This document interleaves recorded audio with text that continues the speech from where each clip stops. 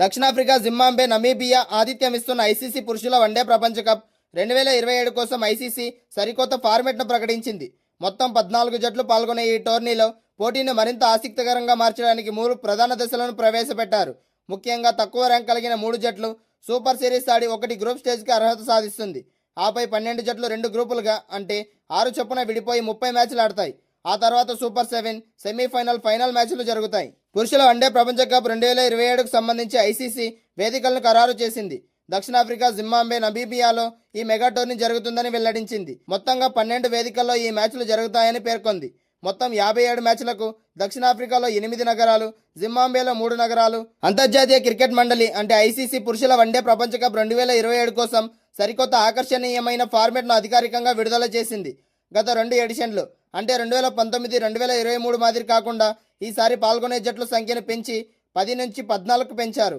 ప్రతి మ్యాచ్లోనూ తీవ్రమైన పోటీ, ఉత్కంఠ నెలకొనేలా టోర్నీ ఫార్మాట్ను ఐసీసీ పూర్తిగా మార్చేసింది. కొత్త ఫార్మాట్ ప్రకారం టోర్నమెంట్ 3 ప్రధాన దశల్లో సాగుతుంది. మొదటి దశగా సూపర్ సిరీస్ జరుగుతుంది.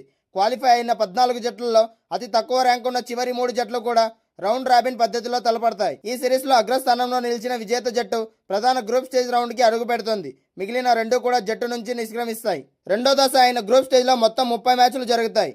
ఈ దశలో 12 జట్లను అంటే గ్రూప్ 1గా అలాగే గ్రూప్ 2గా 6 జట్ల చొప్పున విభజిస్తారు. ప్రతి గ్రూప్లోని జట్లు మిగిలిన 5 జట్లతో రౌండ్ రాబిన్ పద్ధతిలో పోటీ పడతాయి. ఈ దశ ముగిసే సమయానికి 2 గ్రూపుల నుంచి చెరో టాప్ 3 జట్లు మొత్తం 6 నేరుగా తదుపరి రౌండ్కు అర్హత సాధిస్తాయి. వారితో పాటు రెండో గ్రూప్లో కలిపిన పాయింట్లు, రన్ రేట్ ఆధారంగా నెక్స్ట్ బెస్ట్ స్థానంలో నిలిచే 4వ జట్టు కూడా అర్హత సాధిస్తుంది. ఈ 7 జట్లు కూడా మూడో దశ అయిన సూపర్ 7లోకి అడుగు పెడతాయి. సూపర్ 7 దశలో మొత్తం 21 రౌండ్ రాబిన్ మ్యాచ్లు నిర్వహిస్తారు. ఈ రౌండ్ ముగిసిన తర్వాత పాయింట్ల పట్టికలో నిలిచే మొదటి 4 జట్లు అంటే P1, P2, P3, P4 సెమీఫైనల్కు అర్హత సాధిస్తాయి. మొదటి సెమీఫైనల్లో P1, P4, రెండో సెమీఫైనల్లో P2, P3 తలపడతాయి. ఈ సెమీఫైనల్ విజేతలు విశ్వ విజేత కిరీటం కోసం ఆఫ్రికా గడ్డపై ఫైనల్ మ్యాచ్ తలపడతాయి. క్రీడలు దేశాల మధ్య అనుబంధాన్ని పెంచాలనే ఉద్దేశం మంచిదే అయినప్పటికీ సరిహద్దుల్లో ఉద్రిక్తతలు కొనసాగుతున్న వేళ ఇటువంటి ఘటనలు తీవ్ర దుమారాన్ని రేపుతున్నాయి. ఈ క్రమంలో భారత స్టార్ మహిళా క్రికెటర్ జెమిమా రోడ్రిగ్స్ పాకిస్తాన్ కెప్టెన్ ఫాతిమా సనాను ఆప్యాయంగా కౌగిలించుకోవడం ఇప్పుడు నెట్టింట్లో పెద్ద తుఫాన్నే సృష్టించింది. పెహల్గాం ఉగ్రదాడి ఘటన తర్వాత భారత్ పాకిస్తాన్ మ్యాచ్ల్లో క్రికెటర్లు హ్యాండ్ షేకులు ఇవ్వకూడదనే నియమాన్ని పాటిస్తూ వస్తున్నారు. అయితే ది 100 లీగ్లో భారత స్టార్ మహిళా క్రికెటర్ జెమిమా రోడ్రిగ్స్ పాకిస్తాన్ కెప్టెన్ ఫాతిమా సనాను ఆప్యాయంగా కౌగిలించుకోవడం ఇప్పుడు నెట్టింట్లో పెద్ద తుఫాన్నే సృష్టించింది. ఇంగ్లాండ్లో జరుగుతున్న ది 100 2026 లీగ్లో సౌత్ స్టామ్ వేదికగా ఇరు జట్ల మధ్య మ్యాచ్ ముగిసింది. మ్యాచ్ అనంతరం జెమిమా రోడ్రిగ్స్, పాకిస్తాన్ కెప్టెన్ ఫాతిమా సనా ఒకరికొకరు హ్యాండ్ షేక్ చేసుకోవడమే కాకుండా ఎంతో ఆప్యాయంగా కౌగిలించుకున్నారు. ఈ వీడియో సోషల్ మీడియాలో క్షణాల్లో వైరల్ కాగా దీనిపై నెటిజన్లు తీవ్ర స్థాయిలో మండిపడుతున్నారు.